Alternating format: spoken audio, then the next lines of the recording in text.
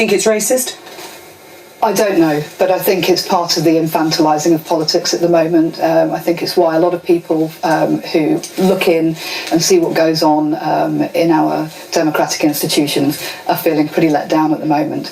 It's just silly, it's childish, it's just as childish as the Trump balloon. It's all pretty disappointing, isn't it?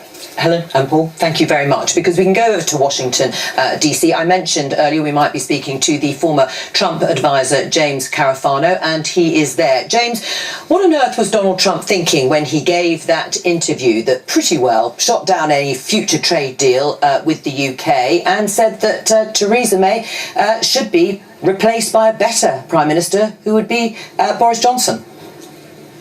Right. So first of all, we should be clear. I was not a Trump advisor. I did not advise the campaign. I worked on the transition team, which is a nonpartisan activity. Thank you. I supported that.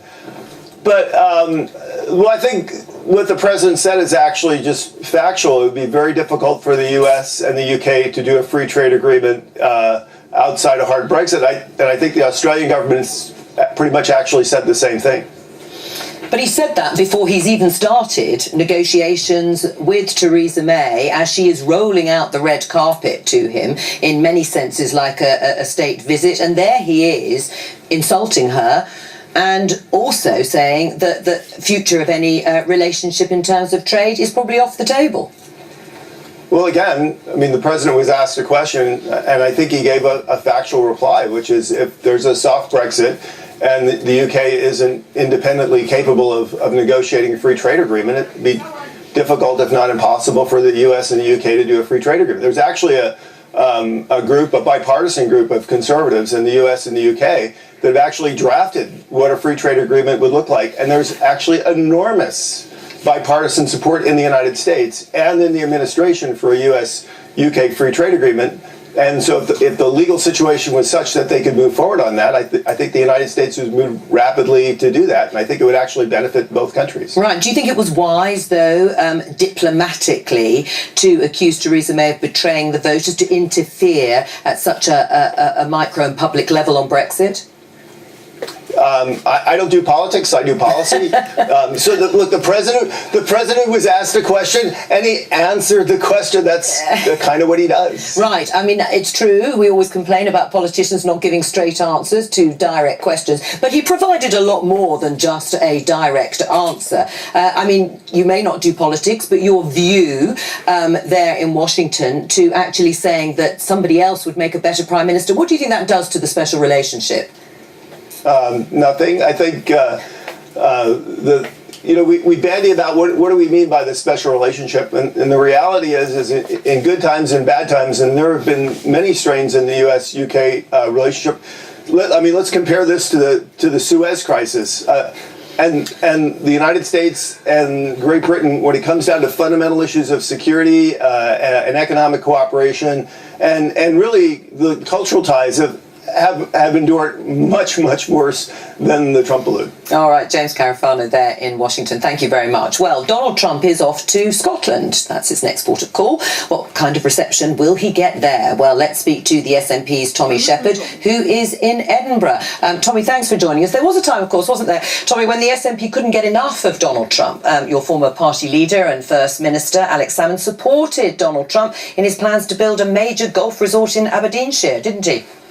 I think you'll find that both Alex Salmond and Nicola Sturgeon are hardly friends of Donald Trump. Indeed, the president himself has, in another unguarded comment, criticised them in public. So there's no love lost there. But Alex Salmond did support. Donald Trump will be getting an extremely frosty reception. Yeah, but Alex Salmond did support Donald Trump, didn't he, Tommy Shepherd? It may have changed now. No, he never supported Donald Trump. That's a ridiculous thing. He spoke quite favourably of him at the time of the building the major golf resort, didn't he?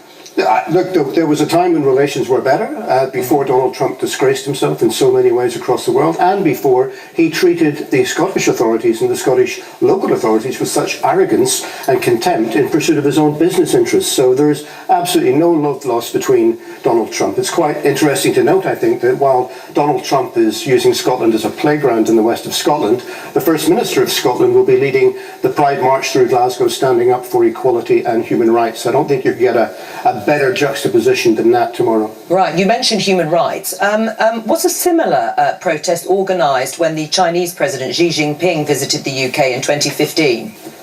Well, there were many people who were extremely upset about that visit as well. And indeed, I myself was protesting against the recent visit of the Turkish president, and I think one has to be consistent in this. Yes. The difference, Joe, I think the difference is not just the status and authority of President Trump, but the fact that he is almost leading an international campaign to make bigotry and intolerance respectable. And that cannot be something that we wish to associate with, and I think it's incumbent on everyone who values our democracy and who values our democratic values to stand up and make a statement against him. Right, and you say that's exactly what you're doing, but is it, if you look at it from the other side, is it humiliating that the Scottish Secretary, David Mundell, is expected to be at Prestwick Airport to welcome Donald Trump, but not your First Minister, Nicola Sturgeon?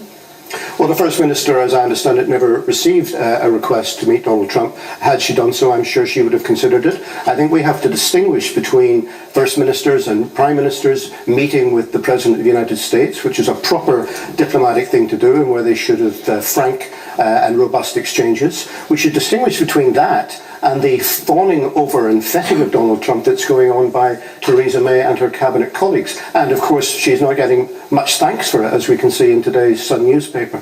Do you feel in any way, Tommy, a sense of pride that the son of a Scottish migrant has managed to get elected to the most powerful office in the world?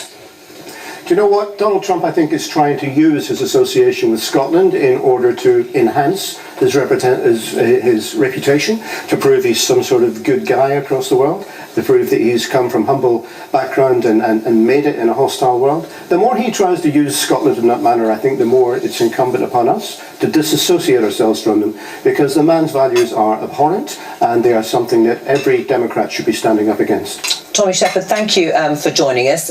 So Donald Trump will be going off to Scotland. He always talks very fondly of his Scottish roots.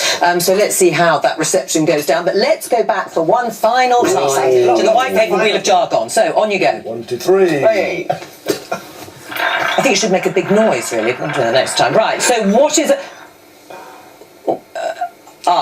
It looks like ongoing harmonisation. Not much of that on this show today. So, Joel, explain to us, hopefully, with your earpiece still there, ongoing harmonisation. What is it?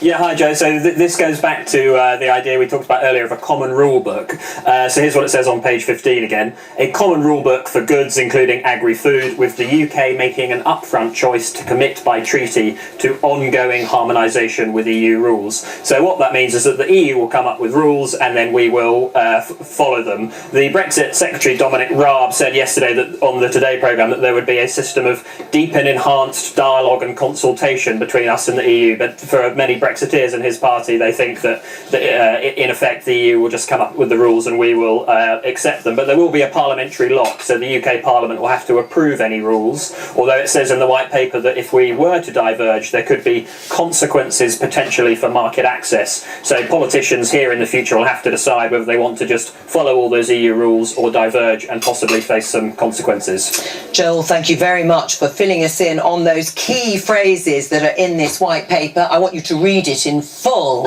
over the weekend. Thank you so much. You've read it twice. Thank you so much for being guest of the day on this big day, exciting day in many ways. Sarah Smith will be back on Sunday on BBC One at 11 with the Sunday Politics. From all of us here, bye-bye.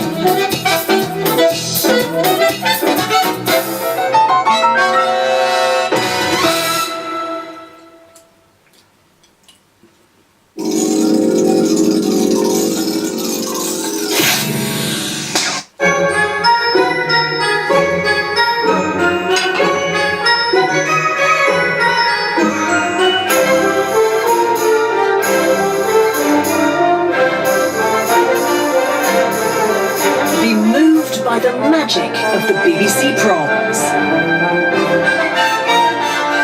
The first night of the Proms, tonight at 8 on BBC Radio 3 and at 8:30 on BBC 2.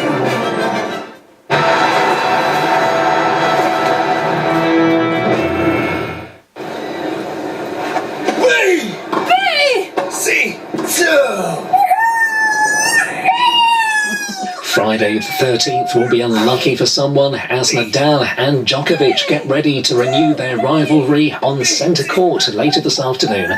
Men's semi-finals day gets underway here on BBC Two at Wimbledon. This is the national programme. Now we're going to take you over to Wimbledon.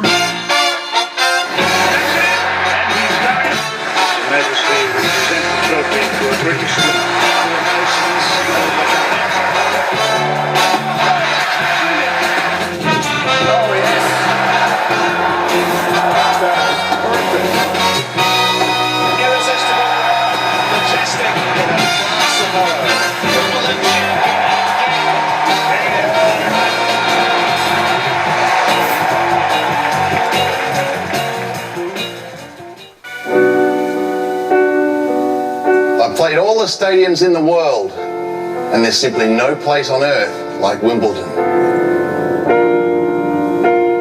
Being in the men's semi-final is like being part of the Fab Four.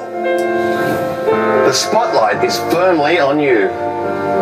You're so close to achieving your dream. Glory is within your grasp.